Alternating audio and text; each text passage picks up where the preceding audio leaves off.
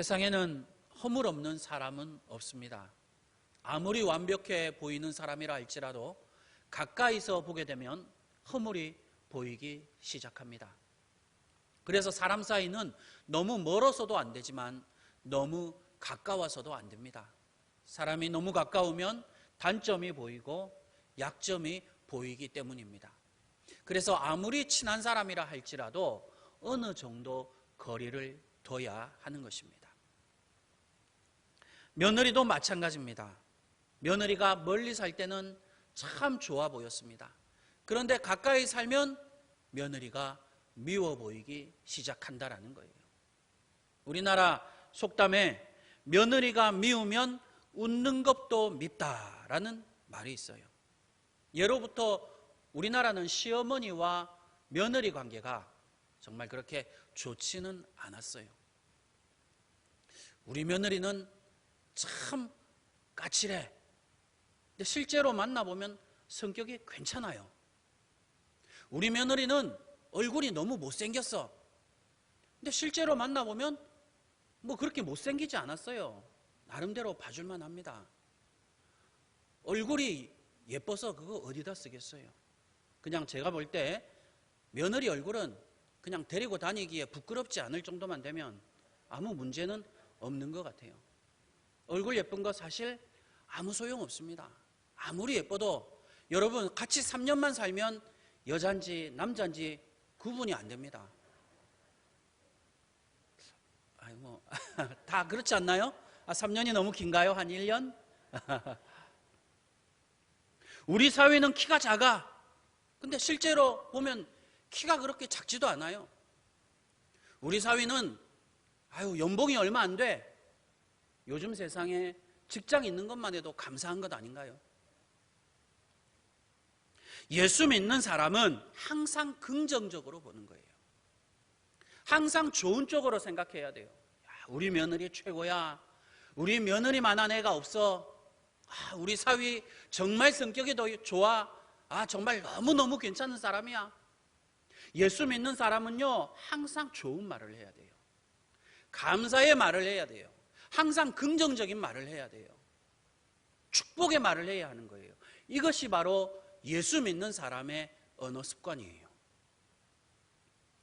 내 아들이 귀한 만큼 남의 딸 자식도 귀해요. 사실 완벽한 며느리가 세상에 어디 있습니까? 완벽한 사위가 어디 있습니까? 내 자식도 마찬가지잖아요. 내가 보기에 좋아 보이는 거지 남들이 보면 다 단점이 있고 허물이 있는 거예요. 유유상종이라는 말이 있어요. 같은 사람이니까 같은 부류니까 만나서 결혼하는 거지. 내 아들은 잘났는데 내 딸은 예쁜데 며느리는 아니야, 사위는 아니야. 그렇게 보아서는 안 된다라는 거예요. 오늘 본문에서 예수님께서는 이렇게 말씀하셨어요. 26절입니다. 옳소이다. 이렇게 된 것이 아버지의 뜻이니이다. 이렇게 된 것이 다 하나님의 뜻이라고 하셨어요. 좋은 며느리를 만난 것도 하나님의 뜻이에요. 좋은 사위를 만난 것도 하나님의 뜻이에요. 좋은 남편, 좋은 아내를 만난 것도 다 하나님의 뜻이에요. 예수 믿는 사람에게는 모든 것이 다 하나님의 뜻이라는 거예요. 우리가 살면서 만나는 모든 일들, 내가 겪는 모든 일들은 하나님께서 계획하신 일이라는 거예요. 그렇게 믿어야 하는 거예요. 그리스도인에게 우연은 없어요. 예수 믿는 사람에게는 다 하나님의 뜻이에요. 좋은 일도 하나님의 뜻이지만 나쁜 일도 하나님의 뜻이에요. 앞길이 환하게 열리는 것도 하나님의 뜻이지만 앞길이 막히는 것도 하나님의 뜻이라는 거예요. 지금 당장은 우리 눈에 보기에 나쁘게 보인다 할지라도 함부로 판단하면 안 돼요. 나중에 시간이 지나고 뒤돌아서서 한번 봐보세요. 합력해서 선을 이루시는 거예요.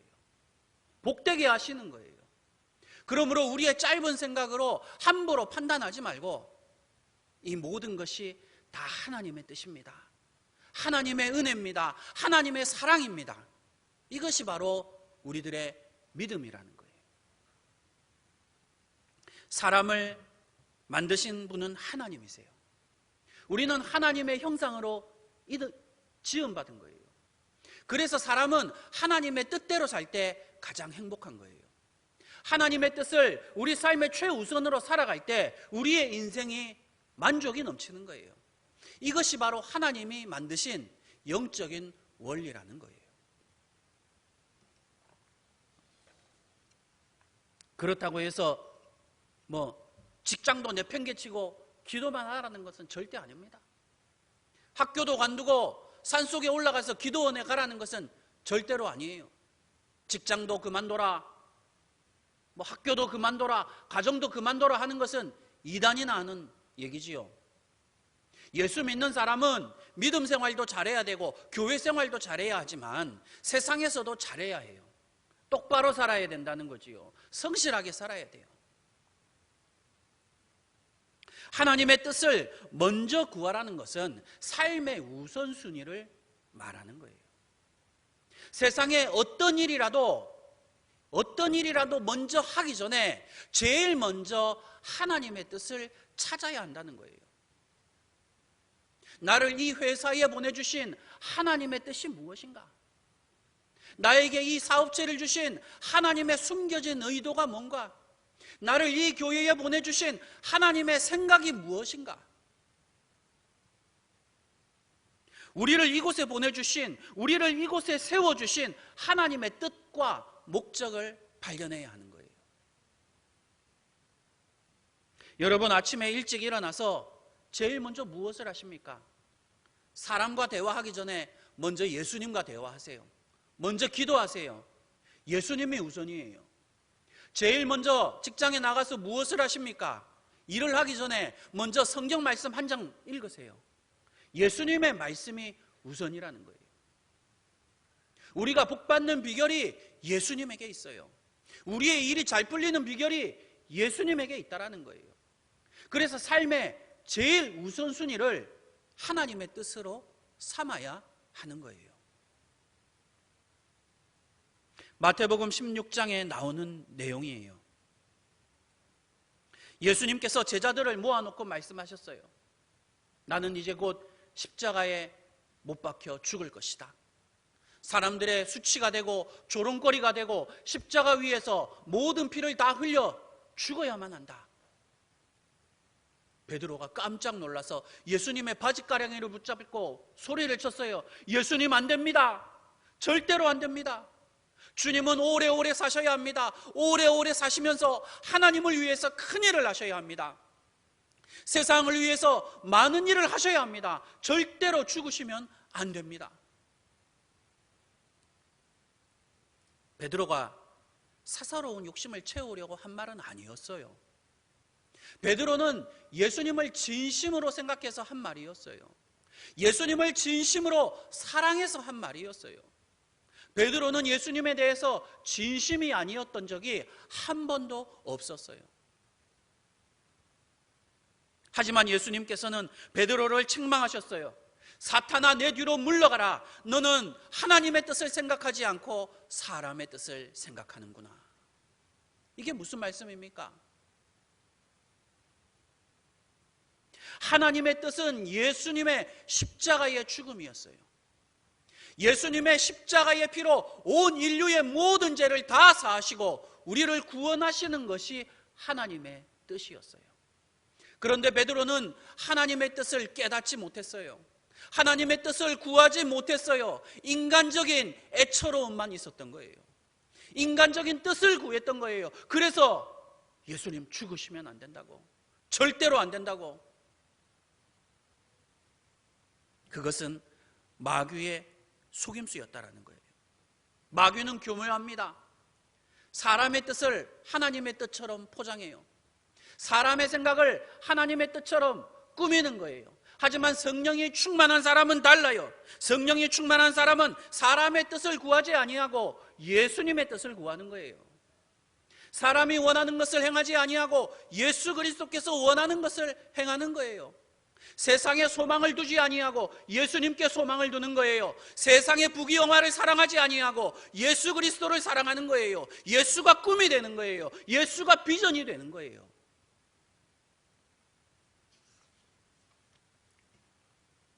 마귀가 역사하면 어떤 일이 일어납니까?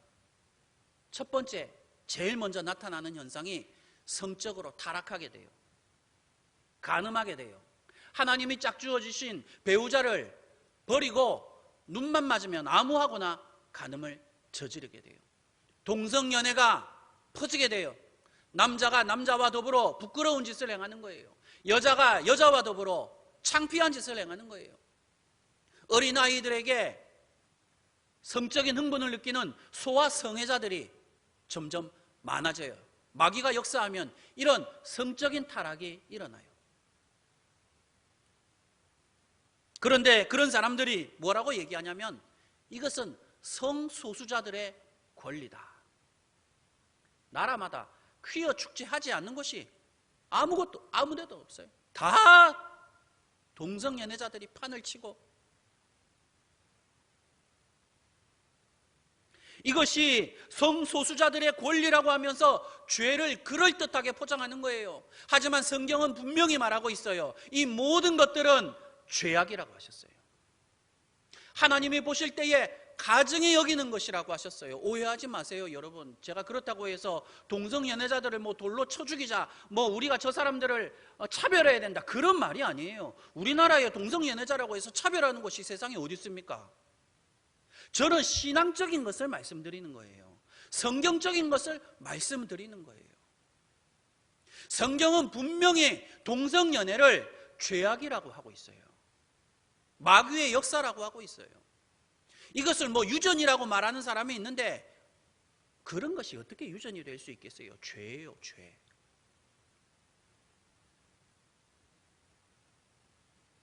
남들처럼 좀 평범하게 살면 안 될까요? 왜 그렇게 이상하게 사는 것일까요? 왜 그렇게 비정상적으로 사는 것입니까? 하나님의 뜻을 모르기 때문이에요. 하나님의 뜻을 왜곡하기 때문이에요. 하나님의 뜻이 무엇입니까? 남자는 한 여자를 아내로 만나 사랑하게 만드셨어요. 여자도 한 남자를 남편으로 만나서 사랑하게 만드신 것이 하나님의 뜻이에요. 그런데 남자가 남자와 사랑해요. 여자가 여자를 만나서 사랑하는 거예요. 어린아이들에게 성적인 충동을 느끼는 거예요. 여러분, 이것이 정상입니까? 그렇게 가정이 무너지는 거예요. 도덕이 무너지는 거예요. 상식이 무너지는 거예요. 그래서 우리는 하나님의 말씀을 우리 삶의 표준으로 삼아야 된다는 거예요. 세상 사람들은 운명이라는 말을 해요. 이 축복받을 운명이 따로 있고 저주받는 운명이 따로 있다는 거지요. 왕이 될 운명이 있고 노예가 될 운명이 따로 있다라고 해요. 사람의 앞날이 정해져 있다라는 거예요. 사람의 미래가 결정되어져 있다라는 거예요. 하지만 성경은 그렇게 말씀하고 있지 않아요. 여러분 생각해 보세요. 우리의 앞날이 결정되어 있다면 우리가 하나님 말씀대로 살려고 아무리 노력해봤자 그게 무슨 의미가 있겠어요? 그렇잖아요. 어차피 운명대로 흘러갈 것을 뭐 하려고 하나님 말씀대로 살려고 합니까? 마음대로 살지. 성경은 운명을 말씀하고 계시지 않습니다. 사주팔자를 말하고 있지 않아요. 사주팔자가 뭡니까? 사람의 운명이 결정되어 있다는 거예요. 성경은 운명도 아니고 팔자도 아니라고 하셨어요. 모든 것이 다 하나님의 뜻이라고 하셨어요. 모든 것이 다 하나님의 섭리라고 하셨어요. 우주 만물에서 일어나는 모든 일들이 다 하나님께서 주관한다고 하셨어요. 예수님은 뭐라고 하셨습니까? 참새 한 마리 하나님의 뜻이 없으면 땅에 떨어지지 않는다. 그게 무슨 말씀입니까? 하나님의 뜻이라는 거지요.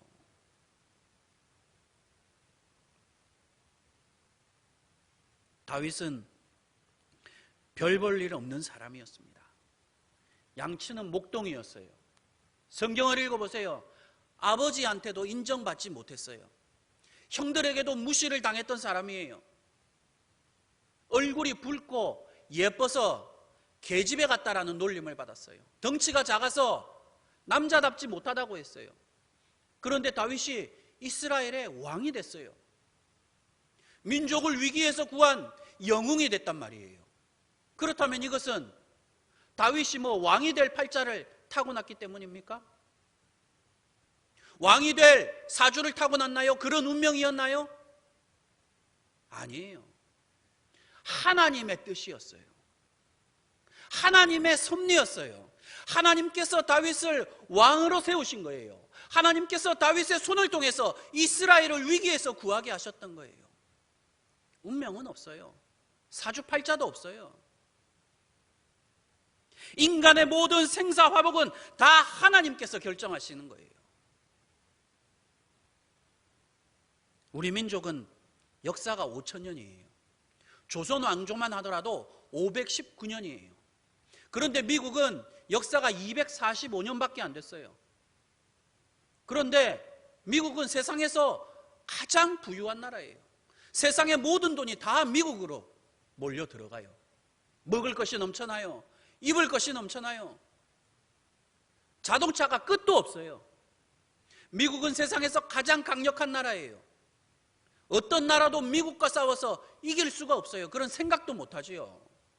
큰일 나지요.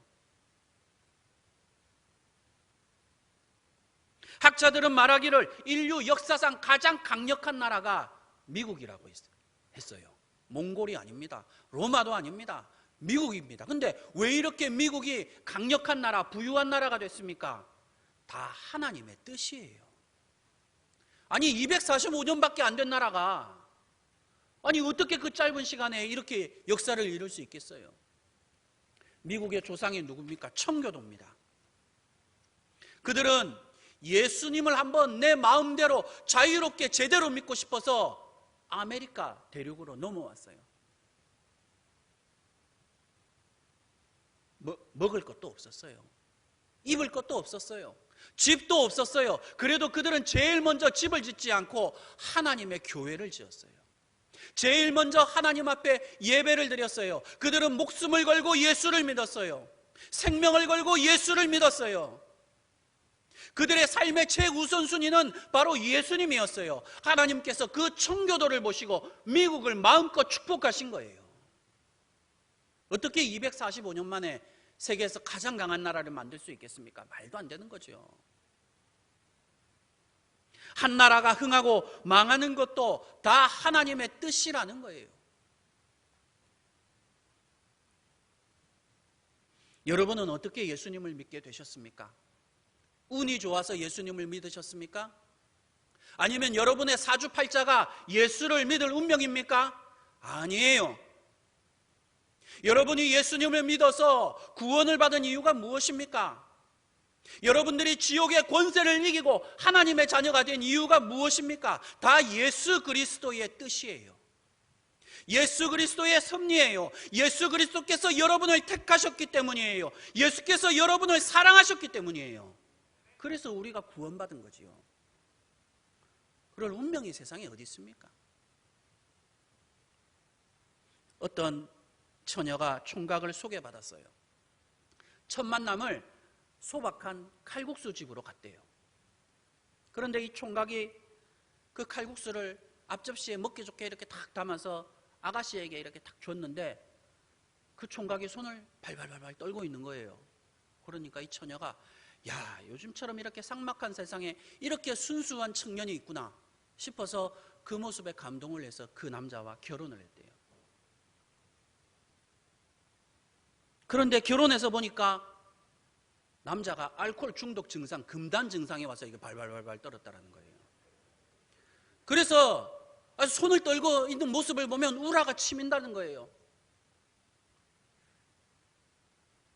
회사가 끝나면 술집에 가서 부어라 마셔라 하니 어떻게 알코올에 중독되지 않을 수가 있겠습니까? 여러분 예수 믿고 술 안 마시는 것도 큰 복인 줄 믿습니다. 지금 우리나라는 중독공화국입니다. 중독자가 너무 많아요. 회사원들은 알코올에 중독됐어요. 주부들은 도박에 중독된 사람이 그렇게 많다고 해요. 젊은 사람들은 다이어트에 좋다고 마약에 손댔다가 마약 중독자가 점점 늘어나고 있어요. 학생들은 게임 중독에 빠졌어요. 여러분이 중독에 한번 빠지면요 나중에는 막 끌려다니는 거예요. 내가 하고 싶지 않아도 거기에 막 끌려다니는 노예가 돼요. 종이 돼버리는 거예요. 벗어날 수가 없어요. 그런데 그 사람들이 말하기를 그게 내 팔자라는 거예요. 내 운명이라는 거예요. 아니, 자기가 죄를 지어놓고 왜 팔자 탓을 합니까? 왜 운명 탓을 합니까? 내 인생은 내가 책임지는 거예요. 여러분, 그렇다면 어떻게 해야 이 중독에서 벗어날 수 있겠습니까? 어떻게 해야 이 저주에서 벗어날 수 있습니까? 예수 그리스도의 뜻을 찾으면 되는 거예요. 우리를 향하신 예수 그리스도의 뜻을 찾으면 과거의 일은 다 지나가고 새로운 일들이 펼쳐지는 거예요. 새로운 인생이 펼쳐지는 거예요. 새로운 사람이 될 수 있어요. 예수님의 뜻을 찾으면 된다는 거예요. 여러분, 여러분의 삶의 중심을 예수님으로 삼아보세요. 살아도 예수를 위해서 살아보세요. 일을 해도 예수를 위해서 일해보세요. 걸어가도 예수를 위해서 걸어가고, 밥을 먹어도 예수를 위해서 밥을 먹고, 숨을 쉬어도 예수를 위해서 숨을 쉬어보세요. 그러면 하나님께서 여러분이 가시는 곳마다 예수의 이름으로 승리하게 하시는 거예요. 여러분이 손드는 일마다 잘되게 하시는 거예요. 솔로몬의 영광을 주실 줄로 믿습니다. 여러분, 모든 키는 예수 안에 있어요. 예수 믿는 사람은요, 어떤 상황에서도 절대로 낙심하지 않아요. 오늘의 상황이 안 좋아도 예수님께서 도와주시면 내일 당장이라도 상황이 좋아질 수 있는 거예요. 지금 당장 수치와 모욕을 당하고 있어도 예수께서 역사하시면 내일은 높은 곳에서 영광을 얻게 하시는 거예요. 예수님이 일이 뭐가 있으시겠어요? 하나님의 아들이. 마태복음 20장에 나오는 내용입니다. 포도원 주인이 나와요. 이 포도원 주인은 예수님을 비유하는 거예요. 예수님께서 아침 6시쯤에 장터에 나가셨어요. 거기서 일꾼들을 부르셨어요. 내 포도원에 일자리가 많으니 우리 포도원에 와서 일을 해라. 그러면 내가 하루에 한 데나리온씩 주겠다. 그러니까 일꾼들이 우르르 몰려갔어요. 아침 11시에 또 장터에 나가보니까 놀고 있는 사람들이 있는 거예요. 그래서 예수님께서 너희들은 왜 지금까지 놀고 있느냐? 우리를 품꾼으로 써주는 사람이 없습니다. 그러면 우리 포도원에 가서 일해라. 내가 삭슬 주겠다. 그래서 데리고 가셨어요. 오후 2시에도 나가서 데리고 오시고, 오후 5시에도 나가서 데리고 오셨어요. 날이 저물자 예수님께서 품꾼을 모두 부르셨어요. 아침 6시부터 일한 사람과 오후 5시에 온 사람. 그런데 이 일꾼들 모두에게 다 한 데나리온씩 주는 거예요. 그러니까 아침 6시부터 와서 일한 사람이 화가 날 거 아니에요. 그래서 항의를 했어요. 예수님, 우리는 아침 6시에 와가지고 온종일 땡볕 아래서 고생을 하고, 저 사람들은 오후 5시에 와가지고 1시간만 일했는데 어떻게 임금이 똑같을 수가 있습니까? 어떻게 다 똑같이 한 데나리온씩 받습니까? 여러분, 그 말이 틀린 말이 아니잖아요. 그렇죠? 일리가 있는 말이에요. 맞는 말이에요. 그런데 중요한 것은 무엇이냐? 예수님의 생각은 다르다라는 거예요. 예수님께서 이렇게 대답하셨어요. 너와 내가 한 데나리온으로 약속하지 않았느냐? 너는 너의 것이나 가지고 돌아가라. 그러면서 이렇게 말씀하셨어요. 마태복음 20장 14절에서 15절입니다. 이렇게 주는 것이 내 뜻이니라. 내 것을 가지고 내 뜻대로 할 것이 아니냐. 예수님께서는 예수님의 것을 가지고 예수님의 뜻대로 주신다고 하셨어요. 무엇으로 주신다고요? 예수님의 뜻대로. 기독교는요, 사람의 뜻을 찾는 종교가 아닙니다. 사람의 생각에 맞추는 종교가 아니에요. 기독교는 예수님의 뜻을 찾는 종교예요. 예수님의 생각에 맞추는 종교예요. 예수님의 숨겨진 의도를 찾아가는 종교가 바로 기독교라는 거예요. 왜냐하면 예수님의 뜻에 우주의 진리가 있기 때문이에요. 예수님의 뜻 안에 만물의 이치가 있기 때문이에요. 그래서 예수님께서도 말씀하시기를 내 것을 가지고 내 뜻대로 하겠다.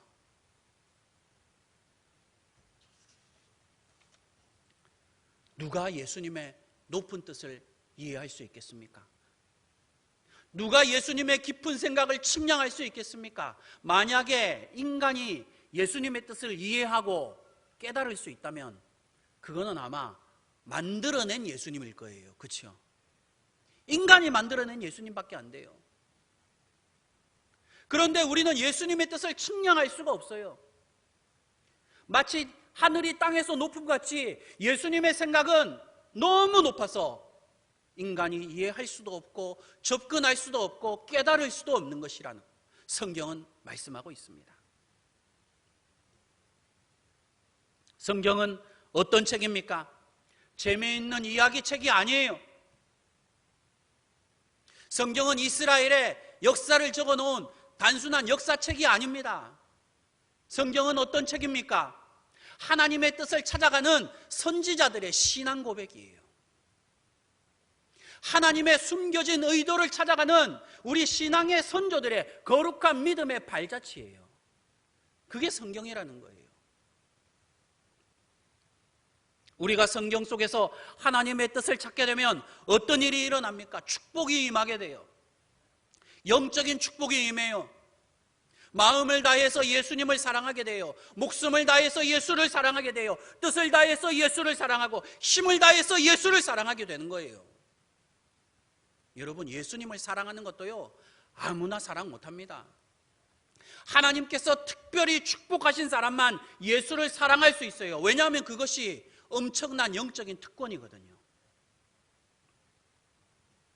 영적인 축복만 주시는 게 아닙니다. 육신적인 축복도 주세요. 가정의 복을 주세요. 건강의 복을 주세요. 물질의 복도 주세요. 주님의 날개 그늘로 덮어주셔서 근심이 사라지게 하세요. 걱정이 사라지게 하세요. 모든 원수가 물러가게 하세요. 모든 저주와 모든 교통사고, 각종 질병이 예수의 이름으로 다 사라질 줄 믿습니다.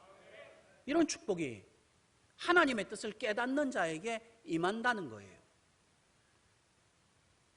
하나님의 뜻에는 전혀 관심이 없고 인간의 뜻만 쫓아가는 사람들이 있어요. 자기 정욕을 쫓아가는 거예요. 욕심만 따라가는 거예요. 처음에는 성취감도 있어요.